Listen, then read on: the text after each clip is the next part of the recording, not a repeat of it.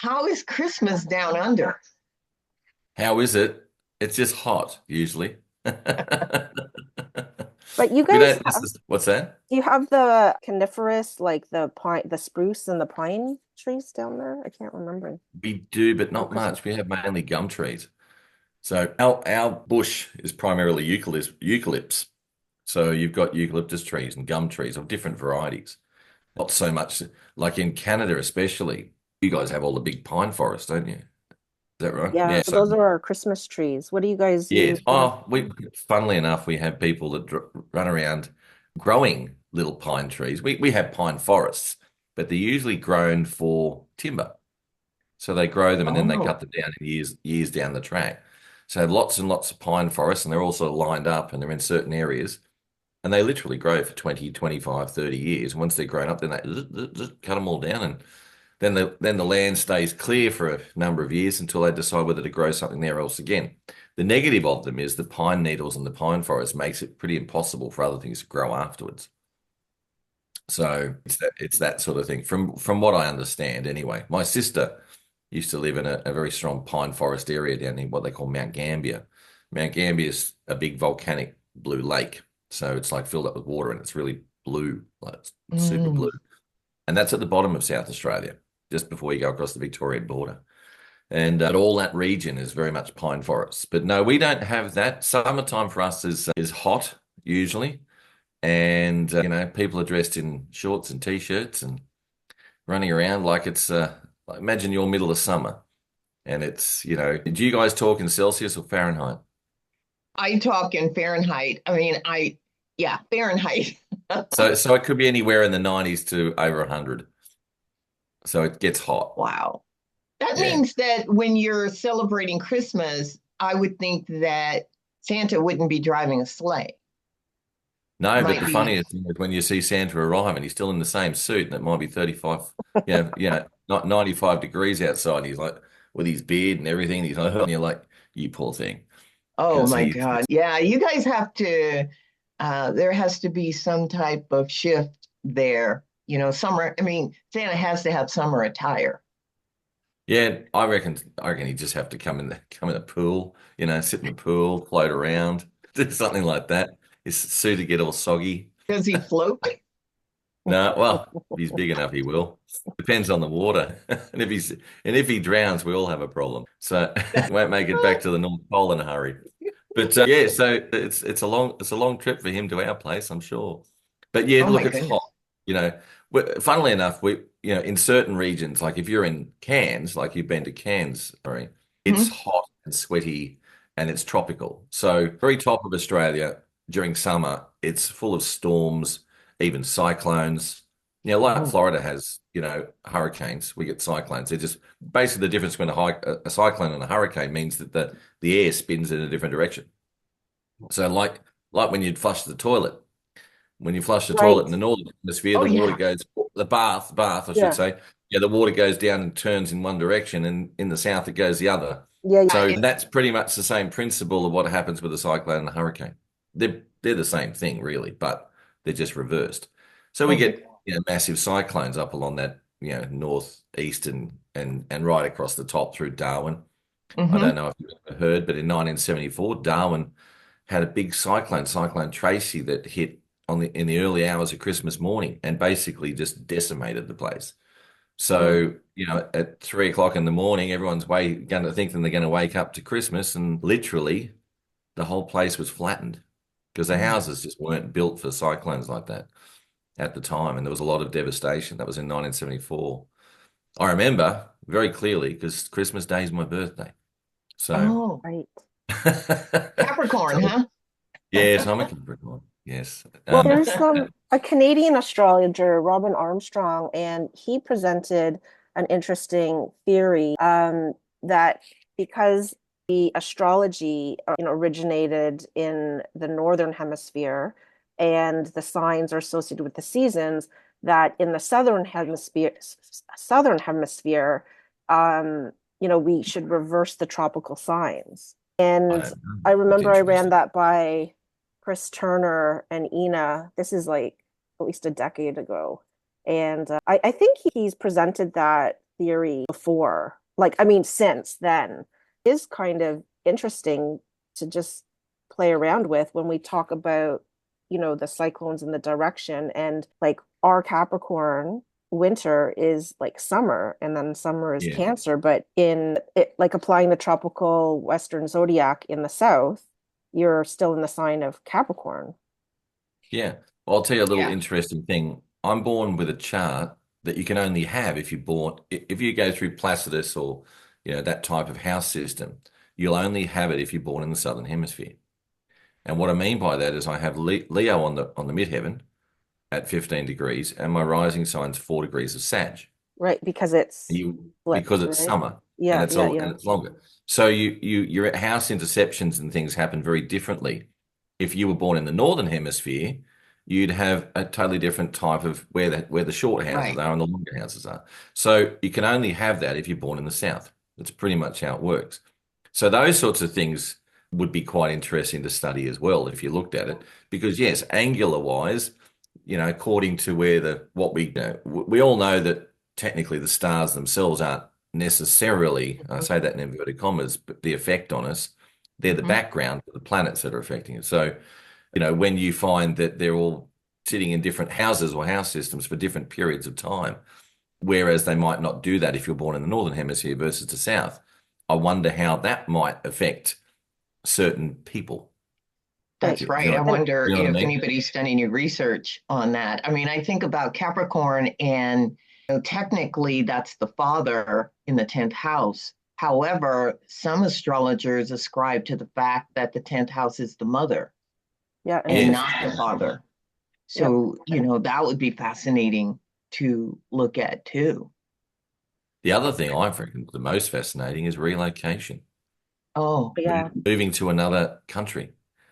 I'll tell you a funny little story if I can indulge for a second. mhm. But I remember in 2001, I worked for a company. This is right at the beginning of the dot-com crash. So it was the end of 2000 going into 2001. And I worked for an American company called Kana. And Kana was a software company that did sort of, you could call it like CRM solutions. And they had their annual conference coming up, and it was a big conference in Las Vegas. I'll talk about a funny story. I won't go through the full detail, but unbeknownst to me, if I go to Las Vegas and relocate my chart, I have Neptune right on the midheaven. Oh, So, yeah, exactly, in Scorpio. So it's like right on the midheaven. So it moves out of my 12th house and goes up onto the midheaven. And the funny thing was, when I went on that trip, first of all, I missed the plane only by that much, but because of roadworks and this and that, and I lived further out of Sydney and at the time, and I just missed the flight, and then I had to wait another 6 hours. So then I missed the connecting flight in LA to go to Vegas. And when I got to Vegas, it was a Saturday night. All I had was my laptop, my clothes I had on, and a pair of sort of like sandally shoes. And being coming out of summer in Australia, my feet had dried up and I had cracks on my heels from the dryness in the plane. So I had nothing with me, no toiletries, no anything. And my bag didn't arrive.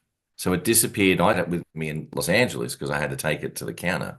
And mhm. I gave it to the Qantas guy to, to put through to America West, I think it was, or I think that was the airline.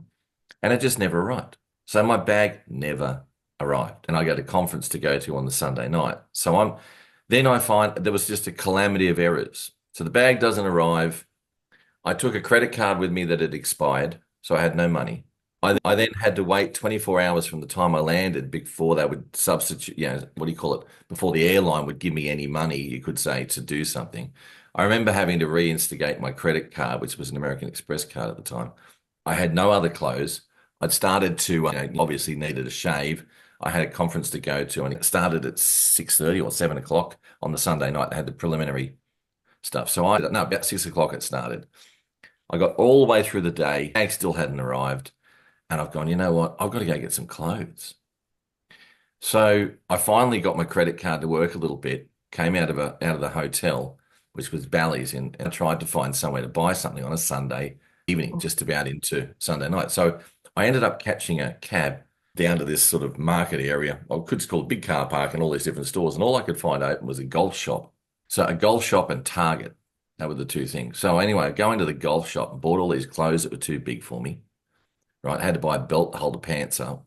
I had to buy golf shoes because the only thing that I could find that I could get shoes. So I didn't even have shoes to wear. And it was all this stuff going on. And I remember there was this lady who gave me a lift and she picked me. And I said, look, I'm trying to get to Target. That's right. And she said, I'll give you a lift. Very lovely. She was younger than me. I remember must have been about 17 or 18 driving her car. And I was about in my 30s. And she gave me a lift down to Target and waited for me, which I thought was great. But I raced into Target and I had 10 minutes and I had to find everything. Underpants, socks, toothbrush, toothpaste, everything. I'm running around trying to get all this stuff and put in a bag. And I picked up some shaving cream. And normally I didn't like the foam stuff in a can, and that's all they seem to have. So I picked up this one in a tube and I took that back with me and some razor blades, which were pretty useless. Got back to the hotel, went in there and I had a quick shower and I thought I'll just have a shave. And I put this stuff in, I'm rubbing it on my face. And I'm sitting there and I started to shave and I'm going, this is stinging. What the hell? And what I'd done is I'd bought a hair removal cream and it's called shaving cream. And it had in little fine print for black men only. So here I am, i.e. it's going to make your face burn off, right? And you won't see it so bad on somebody who's got darker skin. So, but on me, I looked like I had tiger stripes from the razor. I had to try and wash it off. It wouldn't come off. It was burning my skin. I had this hot, patchy sort of. So here I am with a swollen face now, stripes down my face in baggy clothes, about to go off to a conference. This is like a Saturday Night Live skit. Yeah, it was like a skit. And the whole thing just was horrendous. So that was, and I, as an astrologer, I'm going, what the hell, and even to the point where when I'd packed my bag, my partner at the time had put some money, some cash in the bag that I didn't know about for me to go and do a little bit of gambling. So I couldn't even do the things you do in Vegas. I had no money, I had no cash. I only had a credit card. Even the credit card only had a very small limit on it.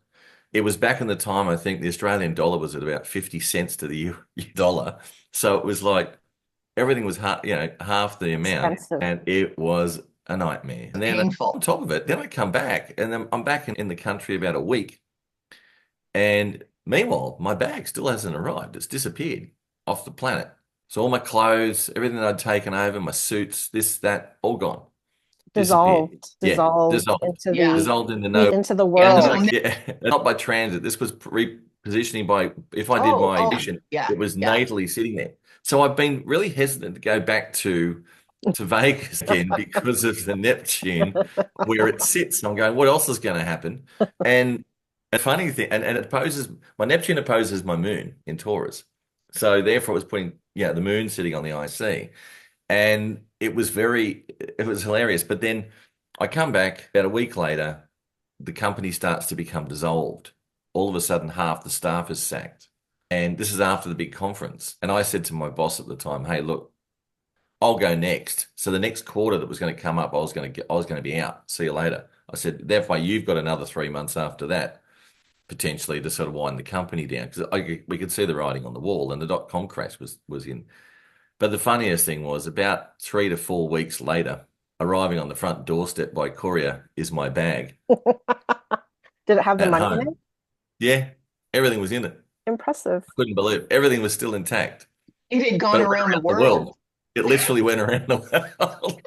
It went on its own trip. It was confused into So I've just gone, where the hell did this go? Yeah, but I got all my stuff back, which was even funnier. But that was my lovely trip to Vegas. Only time I've been there, and Neptune sitting right on the midheaven and all this stuff just going wrong, one after the other, that's the other thing. The socks I bought from Target, it's like, I can't wash anything. I ended up with a foot fungus that wouldn't go away for months. Oh, no. And think about Neptune, the feet. Oh, yes. And funguses and infections and stuff. I'm like, you got to be kidding me. So it was like everything you could imagine. You do not need to go back to Vegas. I would not. Not in a hurry, anyway. No. So, I just thought I'd share that as an astrocartography nightmare. Oh, that's the one. So you have Neptune oppose the moon. The moon, yeah. I have the same thing. Yeah, I have the same thing. And what signs are they in? So Taurus moon. Yeah, conjunct. I have a Taurus and Venus conjunction. I'm sorry, Taurus and Venus. And Venus conjunction in Taurus in the 8th house. Neptune in Scorpio in the 2nd. That's And an that, interesting one. That's Mhm. not easy.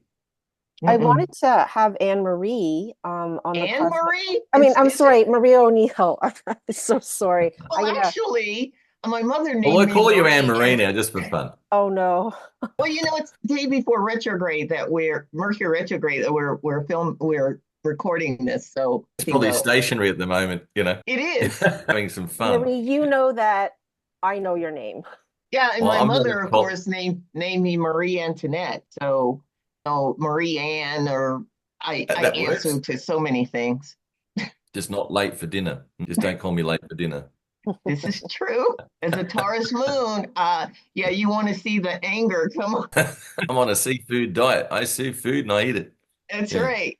I think, Marie, were you aware, or when you wrote your book and the Lotus Opens, that it was like a very eighth house theme that you were sharing? Your book is in. I actually hadn't thought about that when I was writing it because in my initial intention to write it, Pluto, of course, was going through my fourth house by transit. And Saturn was coming up. I was coming up to my Saturn return. My Saturn is 29 degrees Capricorn in the fourth. And so I was coming up, I wrote it in 2018. And so I was doing that lead up. My goal was to go back through my life to look to see if there was areas in my life that I still needed to work on. What areas and also what areas had I actually healed. And when I say healed, I mean healed on the cellular level, not, and that's different than because sometimes we can heal things, but it's like peeling back an onion. You just keep working on an issue and working on it until you get all of the pieces taken care of. So that was the intention. It wasn't initially to publish it. It was for me. You're a bit And like a little bit like journaling. Mhm. You felt like it was like journaling, and then you turned it into a book. Exactly. And So Okay. I started at the beginning of my life and wondered whether I'd even remember a lot of things. And one story would come up, and before I finished writing that story, another story would come and another story would come, and I would just keep writing. So that's I did. And I kind of knew about the eight, that it was an eighth house focus, but that wasn't foremost in my mind. That's Yeah. a long answer to what you were yeah, saying. I mean, I couldn't put your book down.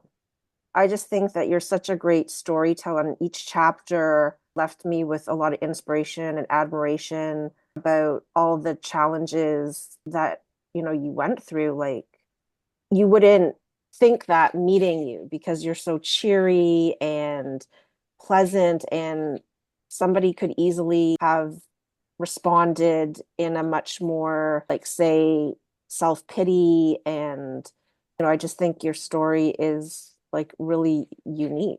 Like, it Thank almost is you. like each phase of your life, from childhood to adolescent to adulthood, there was just like challenge after challenge that shaped you into like who you are. I don't know how much you want to share with those who aren't yet familiar with your book. Aren't familiar with it. Yeah. I don't have a problem sharing any part of it. You probably have to ask me a question to prompt me to even talk about particular parts I've because got a question for you, but oh, it's go ahead. a little bit left field. You mentioned that you have Saturn at 29 of Capricorn. So how has that been for you with the whole Pluto-Mars opposition going right on that point in the recent month, I Oh, suppose? yeah, it has been recent months. And fortunately, I've had a couple of things happen that prepared me for that. One, my Saturn return. Okay. And Yeah. two, I've had Pluto on my Saturn. Yes, that's right. And Pluto has been going back and forth. So it's really about me showing myself my own authentic internal power. And so whatever is and so I look at outside influences as, like Mars. I mean, Yeah. chainsaws going right now as we speak. And how We can't hear I it, by the way. I mean, look at that, and it's informing me concerning my development based on how I respond to it, to I, the outside influences. I know you're a life coach, but you shared that, doing further certification. And I'm just Hmm. wondering how that transit is helping you because you also in your astrology, your focus is on grief and trauma. And the reason why we wanted you around this time is because it's the holiday season approaching, which Hmm. in our consumerism is like, Bing Crosby, gotta go be home for the holidays, no matter how far you are. And in fact, sometimes it can be a really lonely time, or people have to face conflicts or things that they can often not think of in their established life. They've moved away or they have their work, and then it kind of you find that in your practice you have clients with these kind of themes where the Well, holiday season can be kind of making people reflect or think of family, because family can be really complex. yeah, And families certainly can be complex.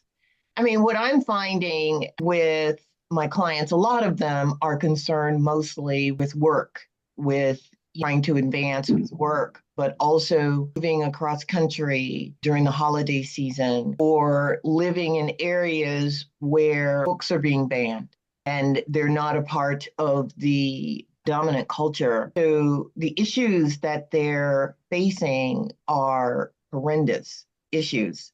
I mean, we all are facing them.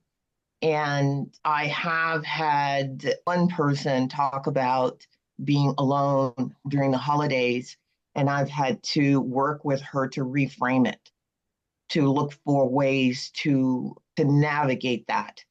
For example, when you're alone, go out and volunteer, invite somebody over who is also alone, people who are in your community. Maybe there's one or two other people who are by Yep. themselves, then come together and have a party. Call that in Australia the Orphans' Christmas. Oh, oh, I like that. that's Yeah. kind of So a in sad Australia, we combo. have people who are, there are a lot, like, for example, where we are in Jamestown, in a small town, there are businesses, but there's a lot of people who've come from overseas to work, and they're working on different projects around the country. But they often, they could be anything from Sri Lankan people to Papua New Guineans. They can be from anywhere, from different cultures, and they're here. Some of them, I'm not sure, may go back at Christmas time to family overseas. They may. But some of them culturally probably don't even believe in Christmas at all. So that's okay as well. Right. But what I find is we still, and then we have people, even like myself and my partner, most of our family is not anywhere near here. Yeah. I've just returned from Brisbane because my daughter's up there and my son's up there, and there's my grandson, and my daughter's about to have a little granddaughter, Oh, and I yeah. won't get to see her at Christmas, and she'll be born, in next week or two, I suppose. I haven't actually had a good look at the chart, which I should. Last time I sort of did it intuitively and worked it out, but my grandson. But at the same time, so we're not going to be around family. I say it like Right. that. And there are lots of people who don't have family around. But so we tend to call it, oh, well, we'll have an orphans Christmas. So people who are Yeah. in the area that don't have family around, they get together. Like, it's probably a little bit easier here, but we have the reverse. You guys, it's probably really cold in some areas and maybe even snowing in some areas, and no one wants to Hmm. sit in a park. And we've got the opposite. We've got it boiling hot and lots of flies. So no Hmm. one wants to sit in the park either. But they tend to, and nothing's usually open, which is the other problem with that day. Most Yeah. places are shut for the day. So, but if you in advance, get to know or put it out there, there's a lot of Facebook community groups, and Hmm. people say, anyone else having an orphan's Christmas that wants to join Yep. us? It And works. It it works. worked. I've noticed Yeah. that worked really well with people. Yeah. I've done it. I mean, when I lived up in Washington State, I've done that where I've invited even neighbors over who were going to be alone because their Yeah. kids lived somewhere else. I'm single and living alone, I always find a way to have a good time on holiday, even though I'm by myself. And Yes. it does boil down to kind of thinking outside the box and Hmm. figuring out what you can do, because there's always local shelters. There's always some place you can go to volunteer. And I also find that giving, you actually receive. Yes. 100%. And for a lot of people too, what I found is if you're by yourself, you can, even if you're volunteering and you're having a party or a dinner, it's always good if you can have that dinner, extend into the evening. I say that because it's the evening that really gets people a lot of times. I mean, Yeah. after everybody Gone has home. gone home. Mhm. Yeah. Yeah. That's Has So, great gone home. advice. Yeah. I have like two questions because in reading your book, I felt like there was an innate like disposition to this kind of positive attitude that you kind of just said that you've always like managed to have it like in your book you've always managed to make the best of a situation and you have a positive attitude. And I don't know if you feel comfortable like commenting on where you see that appear in your chart, or when you're consulting clients, do you use their chart or like to help them improve their resilience for loneliness and, trying to get out there and volunteer? Because sometimes it can be very hard to shift that. Like if somebody is in a funk and they're, you know, just kind of in a negative state, to kind of you have to almost be in a positive state to generate that energy and go out and reach out and invite people over or like make these connections. So where do you see a specific house when you are dealing with clients or with grief and trauma? Because I think part of the theme of your book is that there is this theme, but you've overcome it, or you found coping mechanisms that have resulted in like a silver lining. Just correct me if I'm well, misunderstanding. it's Is that like an not that okay I, it's, takeaway? yeah, it's not that I don't see, I mean, tragedy, we know tragedy happens and you have to work through it. You can't gloss over it. You have to really work it. I also I'm fortunate to be born as a Gemini. And that Gemini it's always it's air. I mean, and it's a young sign. So detachment So, in a way. well, Tend to be it's detached. not detachment. It's just the view is different. And I have to say, for me, it comes from my core belief, and I have always believed in the universe, in the divine, that there are reasons that we go through things. I mean, there's something we can learn through. I mean, my son is ninth house, so I'm always going to look for ways to learn and grow. And whatever happens, I'm always going to ask questions. Why did this happen? What am I meant to learn from this? How am I going to get through this? I mean, and so I do that. And as far as jovialness, that could come from Jupiter in the fifth. I have Jupiter in Aquarius in the fifth. It's conjunct Saturn in the fourth, depending on the house system that you're using. But I still like to look at things as, even when I was a little kid and I was getting a whipping, a serious one, my view of it was only going to hurt as long as she was hitting me. There had to be an end to it. And that's what I aspired to. That's very Saturnian too, because you said your Jupiter and your Saturn. So I Mm-hmm. guess for people listening, if they're feeling alone, they can maybe look to their Jupiter, see how they can work with that to get them through the holidays so that they can, have a good orphaned Christmas, Yeah, perhaps. they can look to Jupiter. They can also look to Venus. I was going to say Venus. Yeah. I mean, those are the Venus is two really important. benefics. Yeah. Venus is where your pleasure is. So Yeah, where you, exactly. No matter where she is, what sign she's in, if you can, because Venus is your desire nature. And so and also your moon is what you need. So if you can take care of your Venus and take care of that moon during the holidays, you're going to be absolutely fine. So knowing where Venus is, if she's in Capricorn or she's, like mine is in Taurus, you give me a good meal or, a massage, I'm happy, being around people. But I mean, and so that's what I would look to more than anything. Jupiter is very important. I mean, all of the planets are important, but yeah, I would certainly look to Venus. And Marie, what about someone's actual like chart ruler, for example, the ruling planet of the chart, which has an overtone or effect on everything? Yeah, it really does. And that chart ruler, of course, it's the ruling planet of the sign that is on the horizon, on the eastern horizon. And that is your personality. That's going to show you, in some cases, your not your dharma, but how you feel comfortable, how you feel comfortable showing, what you feel comfortable showing a person about yourself. In esoteric astrology, it is where the soul intention rises. So if you want to know your mission in the world, you look to that ascendant and that ruling planet too, because that's going to tell you more about the soul and what it wants to experience in this incarnation, concerning humanity. Because of course, whatever it is we do, the soul is concerned with humanity. It's not concerned with the individual. Yes. Yes. And that's a very big Pluto lesson, as I understand. Can you tell us about how you went into built your professional astrology practice, like how you first came into astrology? I know you touched on it in one of the later chapters in your book. Like you were living, I think, on an island.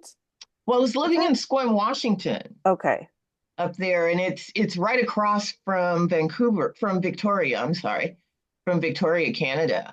I mean, I could see it, see Victoria. Uh-huh.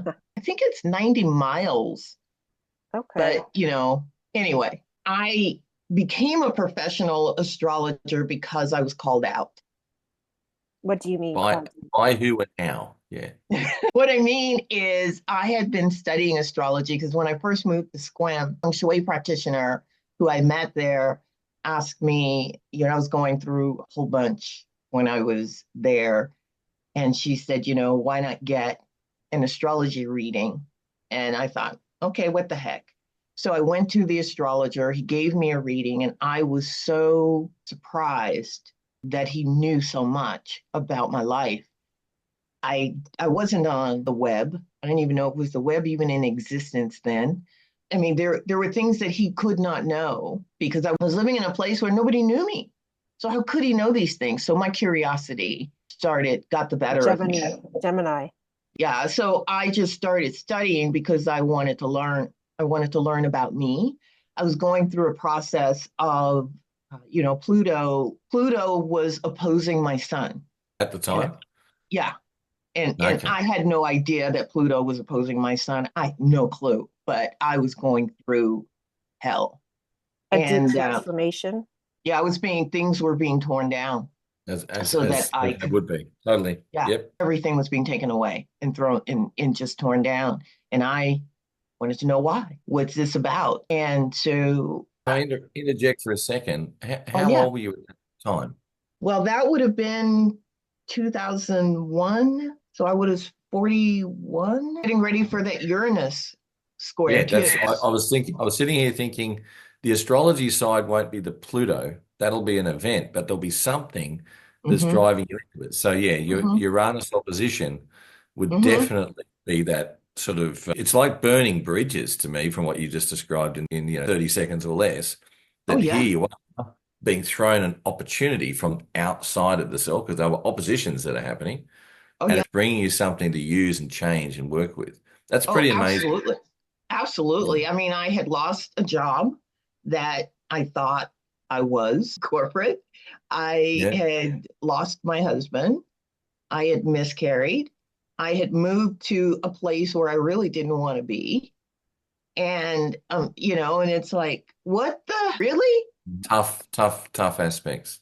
But I also find that, yeah, thanks for saying it was an opposition. I called it a square, but it was an opposition. I'm just finishing with the last quarter square right now. But back then it's an A fun bit. opposition. And my view is that these aspects present the challenge that is right for the person. And it all depends on where the person needs to go versus where the person is.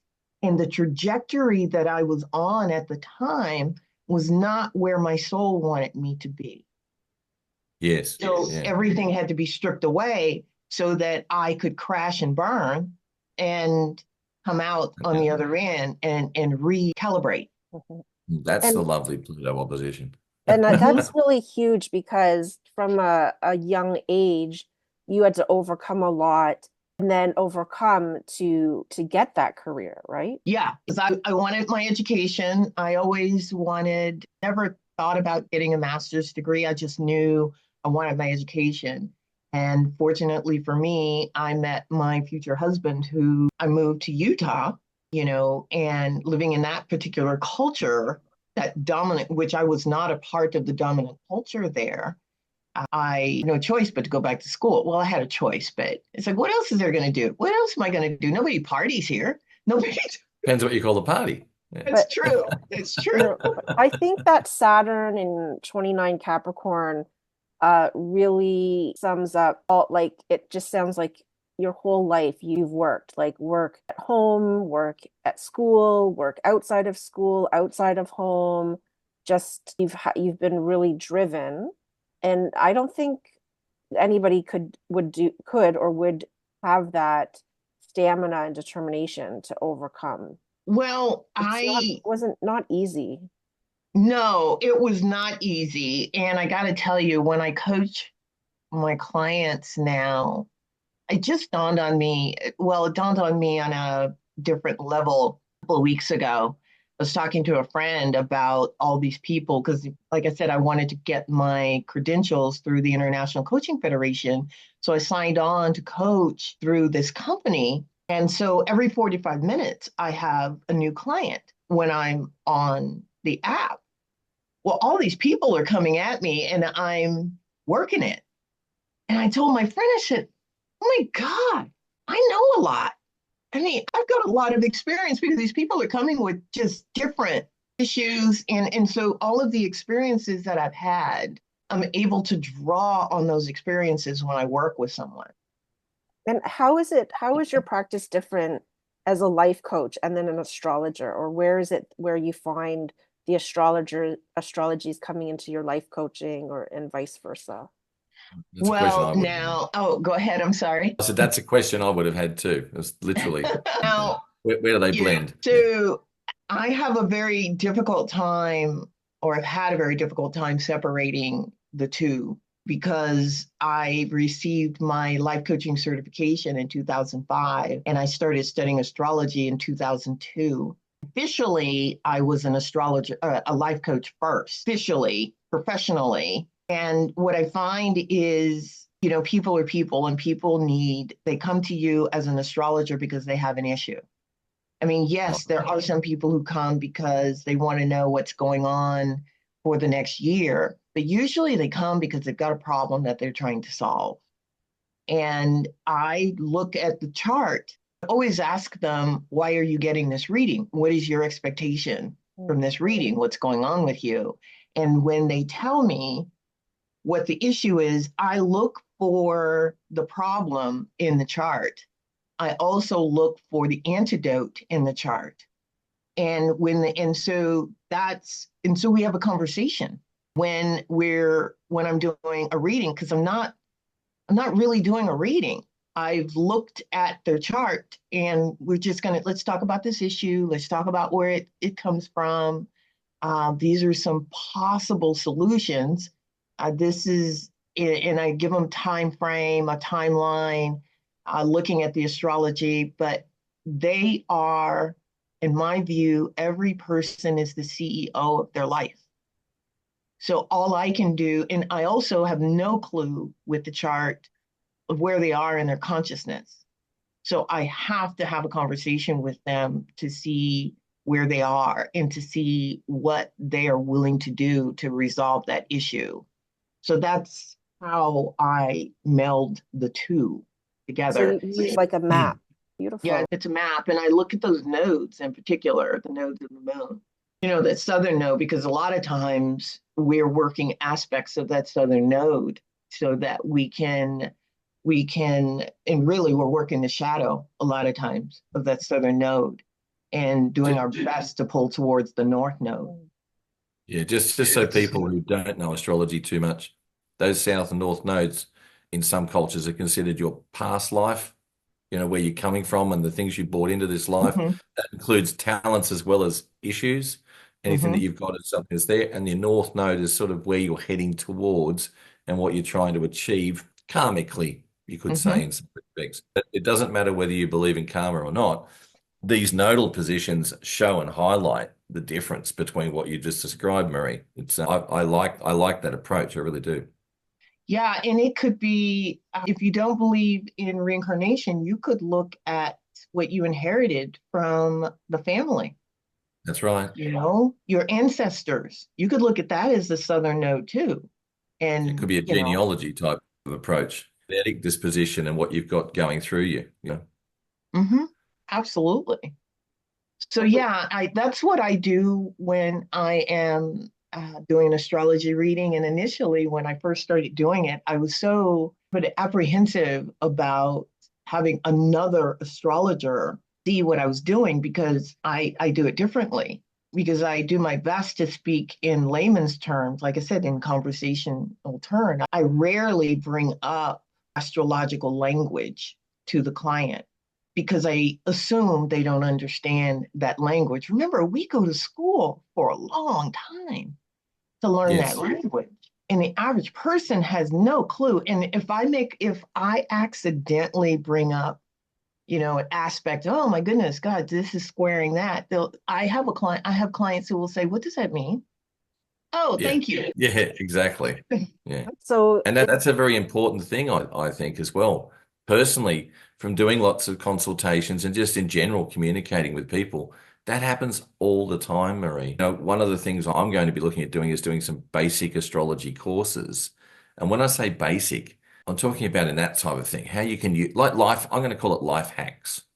Mm, They're just life hacks. In other words, if you don't have to understand anything in astrology, but when this is happening, or this you see this, or this is your chart, then look for these things. And that's what you can work with, and this is what's going to work against you, and this is the possibilities. I'll mm, give you one mhm, example. You know, somebody who's a Pisces, I might turn around and say along the lines of, okay, you're a Piscean. A lot of you might like being near the water. A lot of you might like fishing. You might like swimming and surfing and mhm. that type of thing. But one little guarantee is that if you're going to go fishing, and especially if you're going on the rocks, make sure you wear good footwear. Because if anything's going to ever happen to anyone, it's going to be It's your going to feet that cops be, it. this is true. So this is the sort of thing that I'll talk about by life hacks. They're just a bunch of things that will be for people to go, oh, okay, because we're not talking jargon. Right. and I think Yeah, that's I don't think I've ever heard an astrologer share that they don't use any astrology language, because I think most astrologers will say, well, your sun is in this sign and then this is opposing, and we're inherently bringing certain astrological terms in there. And I think there's so much more in the general public. Like Tiffany's last year had the zodiac outside their building, and it's more articles are being written like in Times or Hmm. outside of your sun sign columns. And I was at an event where I was a reader for a fundraising event, and a person with sun sign Scorpio came up and said, is it going to be really bad because a lot of signs are changing? And I think the person meant a lot of the outer planets like Yeah. Neptune and changing signs. Pluto. Yeah, And so when I found out her sun sign, I was like, okay, they're probably talking about Uranus and Yeah. that kind of thing. But just having a pop culture articles, people can easily kind of mix terms up. Yeah. Yeah, They they can. really, Yeah, like yeah, versus the outer planets, like to us, that's like no this is true. that. But signs, planets, you know, how are they going to be? How are people supposed to know they're different unless there's some lesson or Yeah, I'm fortunate that most of my friends are not astrologers. So they call me to task and have in the past if I've actually said something that they don't understand. I mean, it's like being a member of Next Level Toastmasters. Yep. There's most of the people there are not astrologers, and yet I have to give a talk on astrology, and I bring it to the group to say, okay, I'm giving this talk. I need you guys to tell me what you don't understand Yeah. because Yep. I need it to be understandable by everybody in the room because I have no idea who's listening to the talk. Fair yes. enough. So it was basically through your social circle that you learned to have this, what you described as unusual way of doing readings, or was it a particular kind of path in your astrological training that practice was introduced or suggested? Like, did It was never suggested to oh, me. okay. I always want people to understand what I'm saying. I've always been like that. And maybe that's the Mercury in Cancer at the top of my chart. I don't know. But I think it's also that moon, what you described with your moon, Venus opposite Neptune. To me, especially in that eighth house, I mean, you're talking about somebody who relates, which is Venus, the mm-hmm, relating, mm-hmm, being often being misunderstood or misdirected by people that you meet. They don't mm-hmm, understand what you really mean or what you really feel and what you're mm-hmm, really trying to get across. So that clarity is so important to stop that, what I would say an ongoing issue where you go, how did they come to that conclusion? That's mm-hmm. that because I say that because I've got that same moon Neptune opposition and it Yeah. happens regularly. So, I'll take it back to another little point if I can. Mm-hmm, As a child, being a Capricorn, you're super sensitive when people stir you or pick on you, right? So that, oh, they might yeah. be joking, but you go, you're upset about it and you take everything too seriously, right? That's what I'm trying to say. But for me, I got to the point now where if I'm stirring, because I still have a Sag rising, so I like to be a bit, stir people and make fun of things. So if I do it and I know that it might be taken a bit personal, I'll always end it with when I'm talking to someone, I'm only joking, that I'm only kidding. I make sure they are very clear that they know Yeah. that what I'm doing is the joke part now. It's not Yep. how I really feel. I'm not that sort of and I don't know if that relates to what you're describing, Marie. It is. It does relate because I can't get into the other person's head. And I have no idea how they're receiving what I'm saying. Yeah. So I have to, it's like, it's like teaching. I'm in that teacher mode all the time. And so that means you have to teach the same concept in a few different ways, or at least that's the way I do it, Yeah. because I know how I learn too. And so and I always ask if other than asking a person to, because people don't do it, rather than asking a person, please tell me if you don't understand, I will sometimes just automatically say in another way to express this is this, because I want to give them a couple of ways to I think it's understand it because because it's important that they hear it and that they integrate it. And I also use story. yeah. A Do you, lot of can I ask story. another question on that one? I find what works for me, and I'm not sure if this is where you're going, but sometimes, and as an astrologer, you'll all relate to it. And you said something before, Marie, about you're not sure where people are in their consciousness. Okay, and you've got to try and work that out. So sometimes when that happens, for those who are watching, as an astrologer, we might look at the chart and we go, "Oh my God, look what's happening." We can see it in our jargon terms and we know exactly what it is. But we've now got to try and help that person understand what it is and be able to relate to it. Mm-hmm. So I've often done is I will use what I call a third person example where I know that it's exactly what they're going through without telling them. Yep. So you might turn around and say, oh, look, I've had another client. You don't mention, you might be making it up. It's a Hmm. story. But you say, I've had another client, and you explain to them exactly what they're going through, that you said, this is what they did and this is how they dealt with it. And you sort of see the light go on sometimes where they go, wow, he's talking about me. Oh, wow, that's a great idea. Yeah. But you Yeah. didn't say to them, this is happening to you. Right. And I Exactly. find that people accept that 10 times more because it's not personal. They don't see Oh, you subconsciously, they'll see that you're having a sort of like you're telling them what to do. And oh, most people will do the absolutely. opposite to what you tell them. Absolutely. And I use a lot of times I'll use mythology Okay. to tell a story. Sometimes I'll use one of the labors of Hercules. This, what Hercules was up against, and just going on about that. And, you can kind of see the light bulb go on in the client's eyes, that they finally get it. Or sometimes I'll modernize one of Hercules's stories and, bring it into modern terms. And it's the same thing. It's doing the same. Yeah. It's doing exactly what you're talking about, Luke. Yeah. I find it's an important one. It's one of those things. If you were in the corporate world and you were working in sales, it's the old thing of, telling is not selling. So it's the point of view as the fact no one ever, you can never sell anything. People buy from you. Yep, They'll only buy something that they feel that they need that's or that right. they want, right? So That's therefore, right. if you can show them that they need it, then they'll automatically buy it from you. It's got Mm-hmm. nothing to do with anything else.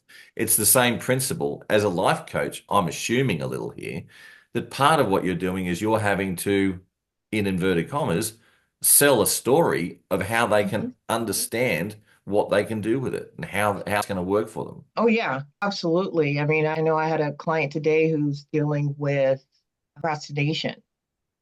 No matter what she does, she just doesn't do what she says she's going to do. And then she beats herself up about it. So I had to bring in story with helping her to see that there's another way to look at it, to get her to shift just a little bit. And talking about the subconscious mind, and I know her age, but that's, so I can bring that in too without even mentioning astrology, because one of the reasons I'm on this app is because I need straight coaching, hours and not bringing in the astrology, so to speak. But it works. It works so well. And that is what I do with people. But I do my best to connect because with a person and be the observer while I'm connecting with them, because I need them to open up and tell me so that they can be okay with going deep with me and that they feel safe. I need to make sure that they feel safe and that they know that they can tell me whatever they want to tell me, be vulnerable without me judging them. Because Yeah. I mean, no judgment. And Gemini's, really? You see Like, both sides of everything. hey, whatever you tell me, it's fine. Whoa, you want to Yeah. do that? Cool. Depends if I want Castor or Pollux to respond. Which one do you want? Going Twin, back, the evil twin, the in-between twin? I don't really care. That's right. Which one's waking up today? Oh, It's all um, fun.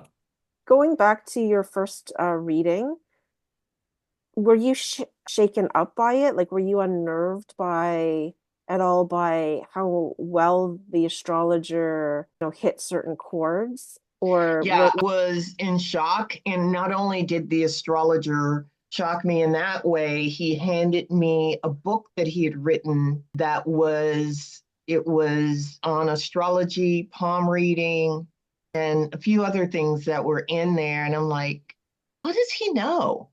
That I like variety. Well, duh. still have that book, or do you remember the name or author? It was one of David Pond's first books, and it was palmistry, astrology, and there was one other thing in there that Was he it had. But he also handed me one on. He talked to me. He handed me a CD set on the Tibetan Book of Living and Dying. So he knew way back when that I was going to study Buddhism. I didn't know. It was years later before I actually started studying. But he was right. So, but that's also that intuition too that comes in. Yeah, I was going to say that doesn't come from purely astrology That's to intuition. pick. Yeah, that's intuition. I want to be conscious of time, and we'd be happy to have you back again for another topic. But to Yeah, wrap this is up, great. I wanted just to ask you two things. What, in your opinion, are trends that you see or your vision for, astrology going forward with Pluto and Aquarius? And what projects are you involved with now? Oh my As goodness. So one of the things that I see this in the wider community, and I believe that astrology can meet the wider community from the standpoint of bringing in more coaching into the session. Because people, and it didn't dawn on me about this until I had a friend of mine, or an acquaintance of mine, who had gone to get astrology readings year after year after year. And I asked her one day what her moon sign was, and she couldn't tell me. And so my thought was, I wonder what's going on here. Why doesn't she know? I've also had people say, oh, goodness, I've had astrology readings and I have no clue what was said. And so I see astrology needing to, of course, open up wider and open up wider with the language, because it takes us years to learn this language. It's like learning Spanish or Aborigine or any other language. And yet, we're expecting the average layperson to be able to understand that language when they don't. Mm. And also that we have an arrogance that I think can get us in trouble. And that is assuming that we know what the client needs and assuming that we have the answers when we don't. The client has the answers. We're there as coaches. We're there to be co-collaborators with the client. And so this is what I see. This is where I see astrology really needs to be and be more inclusive. It also needs to be more inclusive with other astrologers too, but that's a topic for another We're going to pin you for that one podcast in the future. in the future. And so what I'm doing without it wasn't something that I actually thought of. This was Donna Young, who over at Kepler, who asked me to come in and teach life coaching skills to astrologers.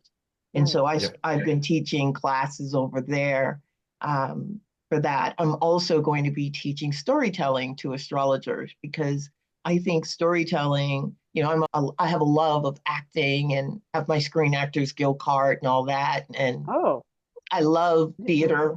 I love all of that. And it can be brought into what I call the astrology session. Absolutely.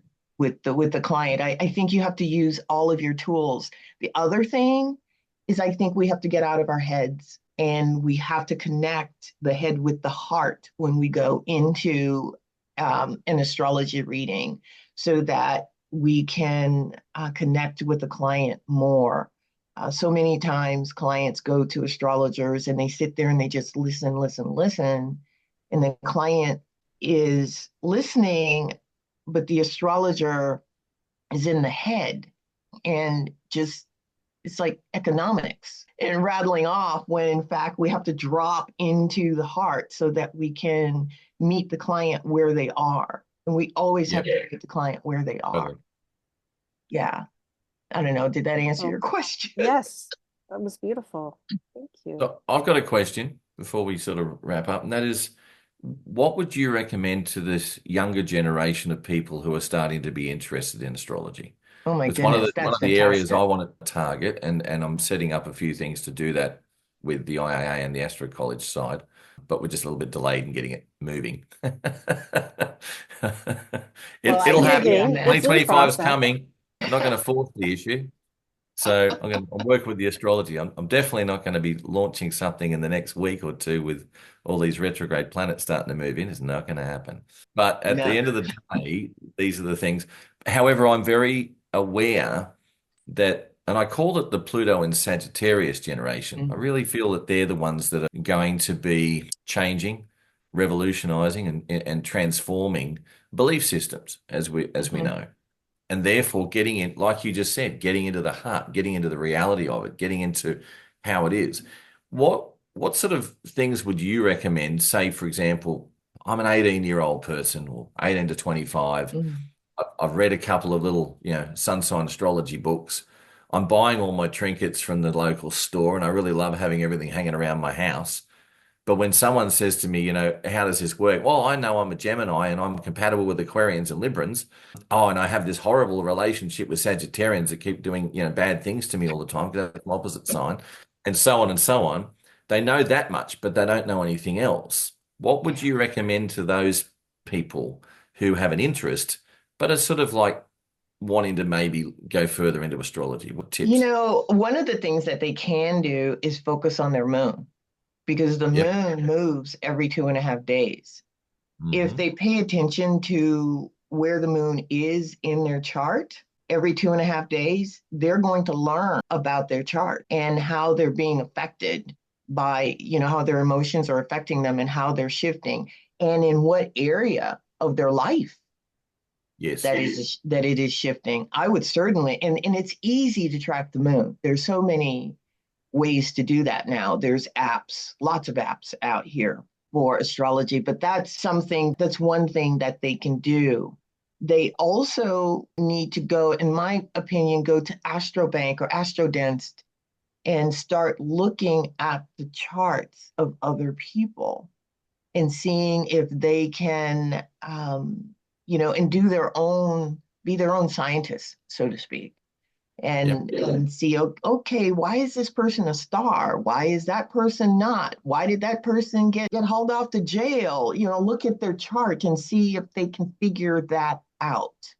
That's, because I was taught that you do 100 charts first, and then you're really doing something, you know a bit more about astrology.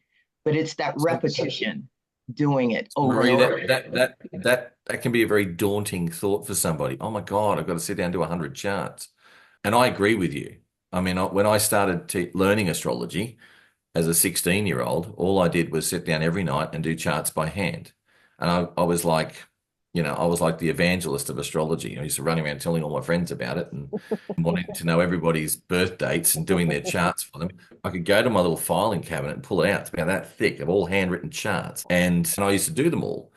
And then as a 16-year-old, I reckon I probably did, and this is not an exaggeration, in 3 months, I taught myself what we do in a 3-year course. But if I had to try and interpret it, if I had to, so I covered everything from solar arc progressions to, midpoints and this and that and parallels and this one and that one and, even harmonic astrology and karmic Mhm. astrology and, I'd gone down the path of different house systems and all in 3 months.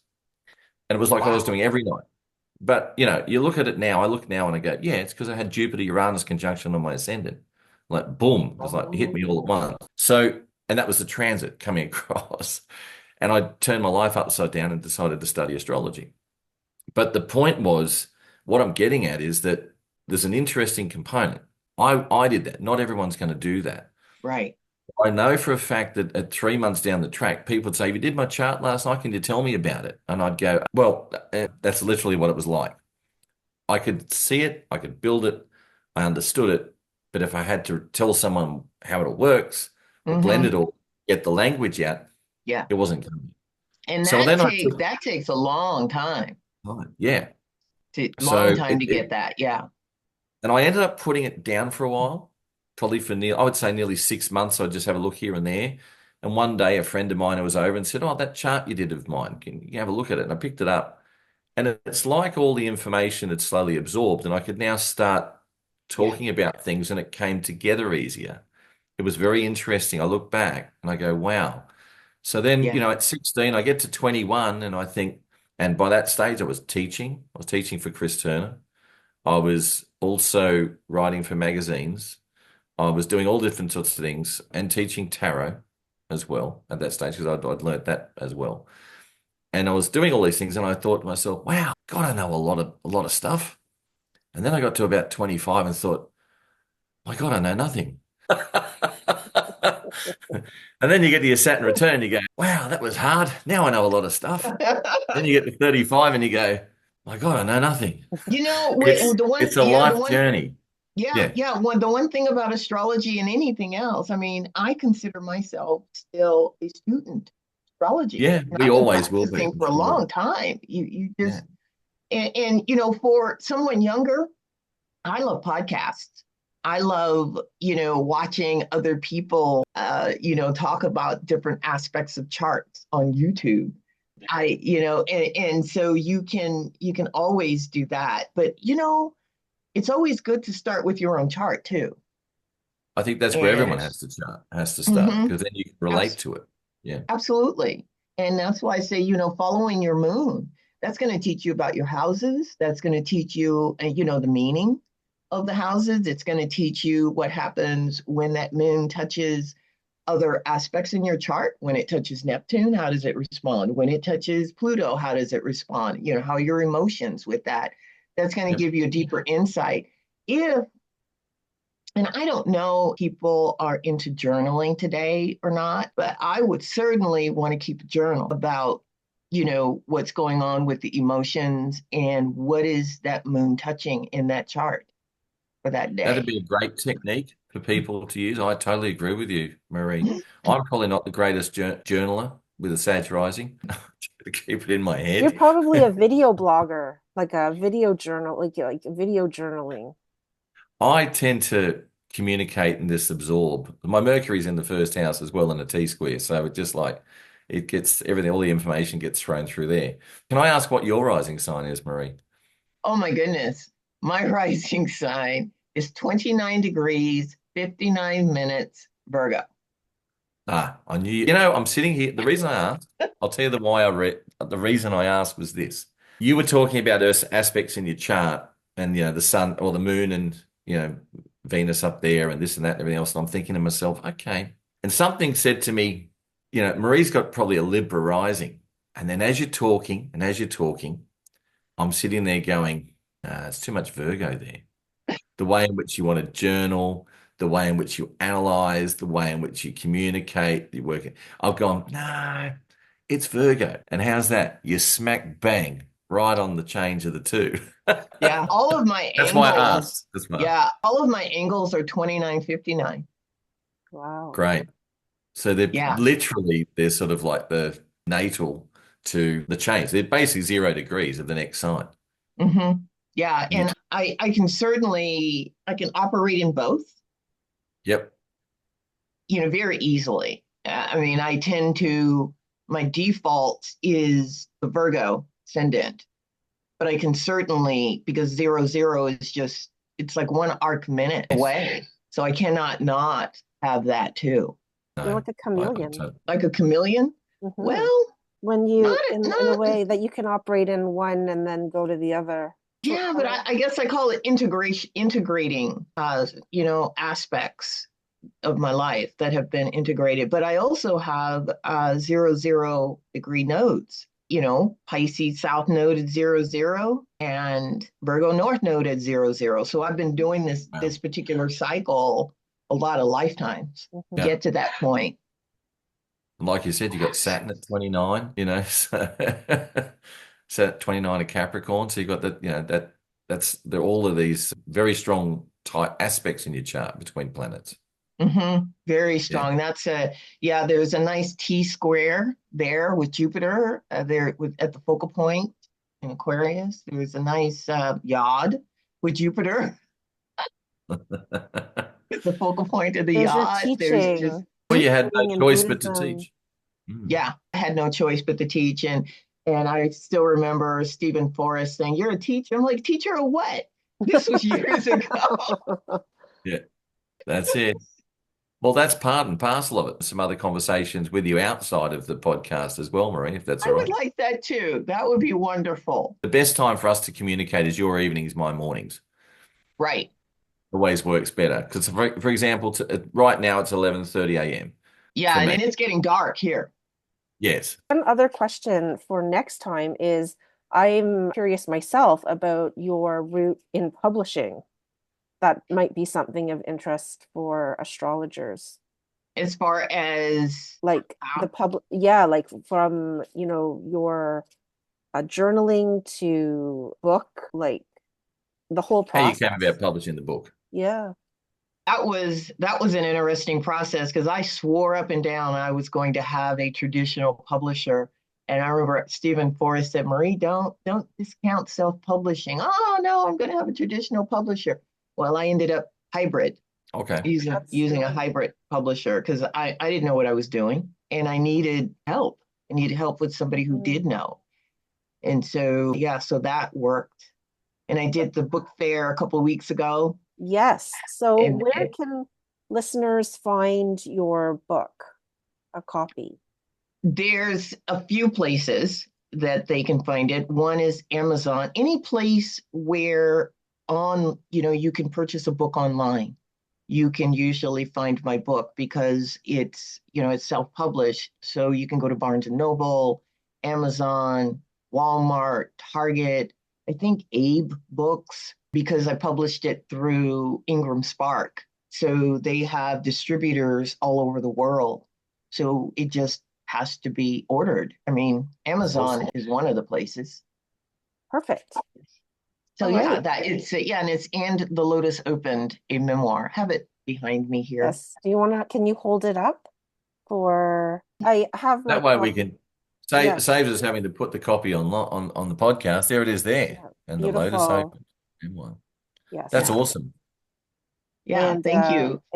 I'll have to get it myself. it's a great read, and I cherish my copy. So Thank you. yeah. Yeah, and that lotus flower it's my totem. Everybody has a plant totem, and mine is the lotus. So and you know how it grows in the muck and mud. Yeah, exactly.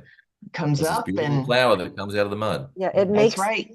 it blooms from the unpleasant, it's a very scorpionic or transformative, the butterfly, and it's a sign of Hinduism and Buddhism because it's the opening enlightenment as well. Yeah, it Yeah. is. And so I look at it also as each aspect of us that we heal opens as a lotus, and then it goes back, it goes dormant again and comes back up, and you heal something else, and you heal something else.